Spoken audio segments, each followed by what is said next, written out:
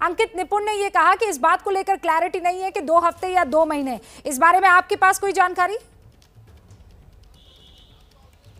नहीं, बिल्कुल नहीं, क्योंकि जो है जिस बात का जिक्र निपुण ने किया है कि वीडियो कॉन्फ्रेंसिंग से, क्योंकि हम लोग अभी सुन सकते हैं कोरोना काल चल रहा है, इस वजह से थोड़ा सा लिंक में जो वहाँ दिक्कत आ रही थी, इस वजह से वो स्पष्टता नहीं मिली है, लेकिन उम्मीद की जा रही है जल्दी वो स्पष्टता मिल जाएगी। लेकिन रूबिका, यहाँ पर इसका एक जो है राजनीतिक पहलू भी है। राजनीतिक पहलू ये है कि जो बीजेपी है वो लगातार पंजाब सरकार पर यह आरोप लगा रही थी, जिस बात का जिक्र जगविंदर ने भी किया है। बीजेपी की तरफ से लगातार ये कहा जा रहा था कि आखिर क्यों अमरिंदर सिंह सरकार मुख्तार अंसारी को बचा रही है, क्योंकि अगर जो है चार्जशीट नहीं दायर कर रही है, इसका मतलब ये साफ है कि उसके खिलाफ जो कोई सबूत नहीं मिल रहे हैं, और इस आधार पर तो अदालत को भी जो है इसको गंभीरता से लेते हुए मुख्तार को जेल से बाहर निकाल देना चाहिए। और अगर यूपी सरकार मांग कर रही है, यूपी पुलिस मांग कर रही है कि मुख्तार के खिलाफ मामले जो लंबित है यूपी में वो आगे नहीं बढ़ पा रहे हैं, तो वो जो है जरूरी है कि मुख्तार को यूपी में लाया जाए। लेकिन ना तो जो पंजाब की अदालतों से यूपी भेजा जा रहा है, वो पंजाब की जेल में बंद है और वो खुद को वहां सुरक्षित महसूस कर रहा है। वो उसकी दलील क्या है? एक तो स्वास्थ्य लाभ, तो स्वास्थ्य खराब की तो है ही, लेकिन दूसरी बड़ी दलील ये है कि जान का खतरा हो सकता है। मुख्तार अंसारी की तरफ से वकील जो पेश हो रहे थे सुप्रीम कोर्ट में, उन्होंने यहां तक कहा कि यूपी सरकार तो मुख्तार अंसारी की जो संपत्ति है उनके ऊपर तक कार्रवाई कर रही है, तो ऐसे में यूपी में पहुंच करके जान का खतरा हो सकता है, जेलों में भी सुरक्षित नहीं है। यहां तक कि कृष्णानंद राय मर्डर केस जिसमें मुख्तार अंसारी सह आरोपी थे, उसमें वो भले ही बरी हो गया, लेकिन मुख्तार अंसारी की तरफ से यह कहा गया कि जो सह आरोपी था मुख्तार अंसारी का, उसकी जेल में ही हत्या हो गई। तो ऐसे में मुख्तार अंसारी खुद को कैसे सुरक्षित समझे? यानी साफ तौर पर भले ही पंजाब सरकार और यूपी सरकार के बीच की बहस चल रही थी, लेकिन मुख्तार अंसारी के वकील की तरफ से यह जरूर बता दिया गया कि मुख्तार अंसारी भी यूपी नहीं जाना चाहते क्योंकि जान का खतरा है। लेकिन कोई दलील काम नहीं आई और सुप्रीम कोर्ट ने फैसले में साफ तौर पर कहा है कि यूपी तो जाना होगा, क्योंकि मामले वहीं लंबित है और सुनवाई भी वहीं होगी। किस जेल में, ये वो विशेष अदालत तय करेगी जो एमपी एमएलए का केस देखती है।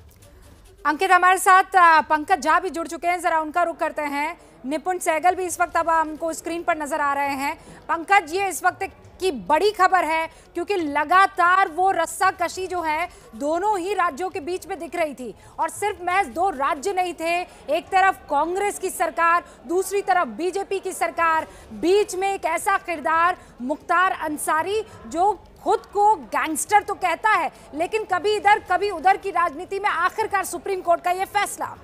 ये बहुत बड़ी जीत है नैतिक आधार पर। अगर आप देखें तो यूपी सरकार की 2019 में ही मुख्तार अंसारी जिस तरीके से एक नाटकीय घटनाक्रम में चला गया वहाँ पर पंजाब की जेल में, वो जो पूरा मामला ही है ना रूबिका, वो बहुत संदेहास्पद है, जिसमें ये कहा जा रहा है कि मुख्तार अंसारी ने वहाँ के एक बिल्डर को धमकी दी थी, उसके आधार पर जेल में चला गया।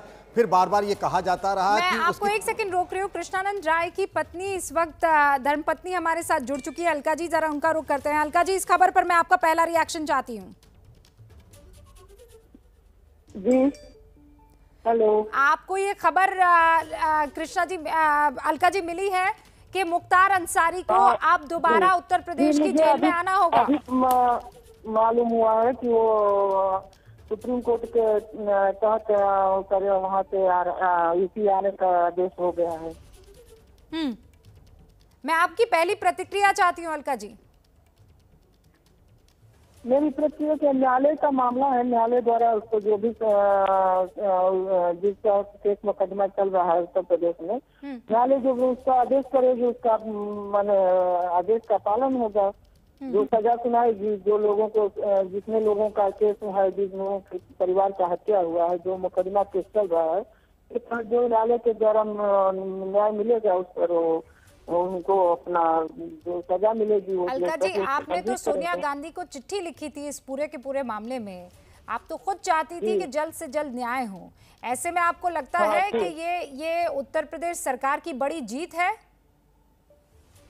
हाँ जी, मैंने हम तो प्रियंका जी को 2-3 बार पत्र लिख चुकी थी, बस उसका कोई हमारे पास हमारे लिखने पर कोई उनका आया नहीं था आदेश, तो कुछ हम उत्तर नहीं दे पाई थी। लेकिन हाँ, सरकार का है कि सरकार का बड़ा सहयोग है कि वो वहाँ से आने में, उनको ले आने में हमारी सरकार का पूरा सहयोग है। अलका जी, आपको क्यों लगता है कि पंजाब सरकार जो है बार बार ये दलीलें दे रही थी कि उनकी तबीयत खराब है, उनकी जान को खतरा है, इसलिए उनको उत्तर प्रदेश नहीं आना चाहिए? जी, हमको लगता है कि कांग्रेस का जो वहाँ सरकार है उनको बचाने में प्रयास में लगी थी, ये आना नहीं चाह रहे थे, यूपी डर रहे थे योगी सरकार से। योगी जी उत्तर प्रदेश में कैसे हो जाए, योगी जी के सरकार है यहाँ प्रदेश में, कुछ हमारे साथ हो न जाए, जो उनके मन में हो भाव। अलका जी, लेकिन अभी भी आपको लगता है कि लड़ाई बड़ी लंबी है? जी लड़ाई लंबी है। अब तो न्यायालय में जितना भी केस मुकदमे हैं उस पर न्यायालय के द्वारा जो भी उसका आएगा, न्यायालय का मामला आदेश, उसके अनुसार ही उनको जो भी सजा मिले या चाहे जो मिले, बरी हो जाए, ये तो मैं नहीं बता सकती हूँ। बाकी जितने भी कोर्ट में यहाँ उत्तर प्रदेश में चल रहे हैं उनके केस मुकदमे, उस पर जितने भी मुकदमे हैं उत्तर प्रदेश में, और उसके न्यायालय के मामले में उनको जो भी हो सके न्यायालय के द्वारा न्याय मिल सके। अलका जी, कई लोग ये कह रहे हैं कि भाई वो पंजाब में हो कि उत्तर प्रदेश में, था तो जेल में ही बंद। जी तो पंजाब की जेल, देखिए पंजाब जेल में बंद का बात नहीं है। पंजाब जेल में बंद है एक केस मुकदमा दूसरा पंजाब में था, उसके लिए बाकी सारे मुकदमा केस यहाँ पर है। यहाँ न आने से लोग बार बार कोर्ट का चक्कर लगाते रह जाते हैं, उनको न्याय नहीं मिल पाता है। अब यहाँ पर जितने उनके केस मुकदमे हैं उसका जो भी है न्यायालय में प्रक्रिया चल रहा है, लोगों को न्याय मिलेगा, ये मेरा विश्वास है। अलका जी, बहुत बहुत शुक्रिया हमसे बातचीत करने के लिए। बीजेपी की विधायक भी हैं और कृष्णानंद की धर्मपत्नी भी है, जिनके कत्ल के आरोप जो हैं लगे हैं मुख्तार अंसारी पर। रूबिका, मैं ये कह रहा हूँ कि आज जो सुप्रीम कोर्ट का फैसला आया, आप यकीन मानिए कि साल भर बाद जो चुनाव होने वाले हैं यूपी विधानसभा में, उसमें एक बहुत बड़ा मुद्दा बनेगा, बीजेपी की तरफ से बहुत बड़ा मुद्दा बनेगा। बीएसपी के विधायक है मुख्तार अंसारी, और जिस तरह मैं बता रहा था ना कि नाटकीय घटनाक्रम में पंजाब चले गए, तो आप जिन अलका राय को आपने अभी सुना, उन्होंने एक बार नहीं 3 बार प्रियंका गांधी को चिट्ठी लिखी थी कि किस तरीके से आपके कैप्टन अमरिंदर की सरकार मुख्तार अंसारी को जेल में सारी सुविधाएं दे रही है।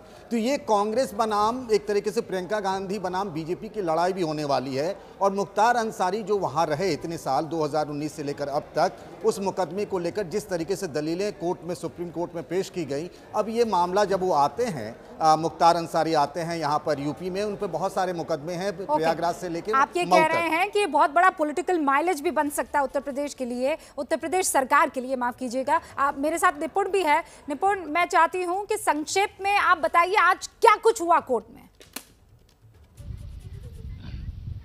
डिजिटल कोर्ट में। मेरे देखिए, सुप्रीम कोर्ट में जस्टिस अशोक भूषण और जस्टिस आर सुभाष रेड्डी की बेंच की तरफ से जस्टिस रेड्डी ने आदेश को पढ़ा और उन्होंने साफ साफ जो है ये कहा कि जो भी पंजाब ने दलीलें दी हैं उन्हें स्वीकार नहीं किया जा सकता है, और हम इस मामले में आर्टिकल 142 के तहत सुप्रीम कोर्ट को जो विशेष शक्ति हासिल है उसका इस्तेमाल करना जरूरी समझते हैं, क्योंकि किसी साधारण प्रक्रिया के तहत एक जेल से एक राज्य से दूसरे राज्य में नहीं भेजा जा सकता है। सुप्रीम कोर्ट ने अपनी विशेष शक्ति का इस्तेमाल किया और कहा है कि इस मामले में हमें यह उचित लगता है कि इसका इस्तेमाल किया जाए। हम ये आदेश देते हैं कि ये जो आरोपी है यानी कि मुख्तार अंसारी, इसे पंजाब सरकार सौंप दे यूपी सरकार को, और इसे वहां की बांदा जेल में रखा जाए या प्रयागराज की एमपी एमएलए कोर्ट जो है वो तय करे कि कहां रखा जाना है।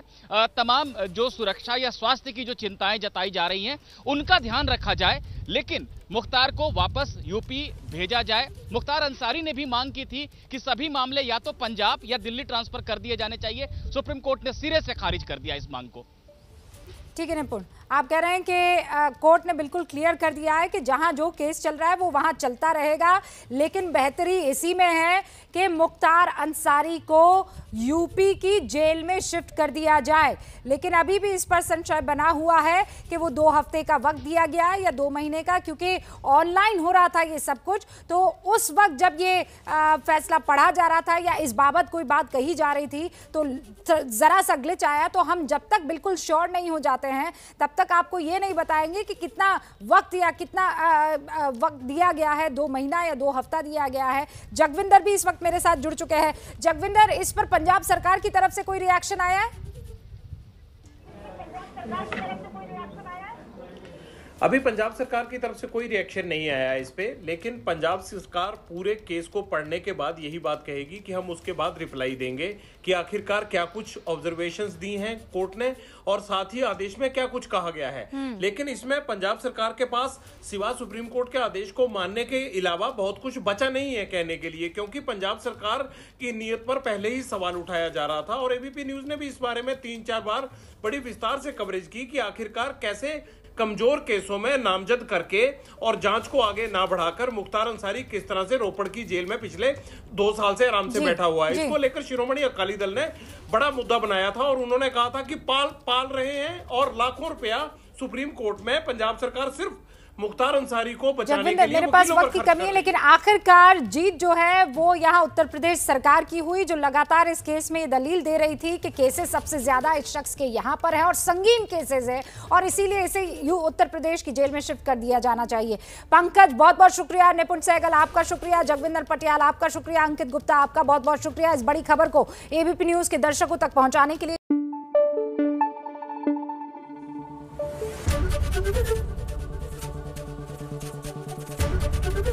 एबीपी न्यूज आपको रखे आगे।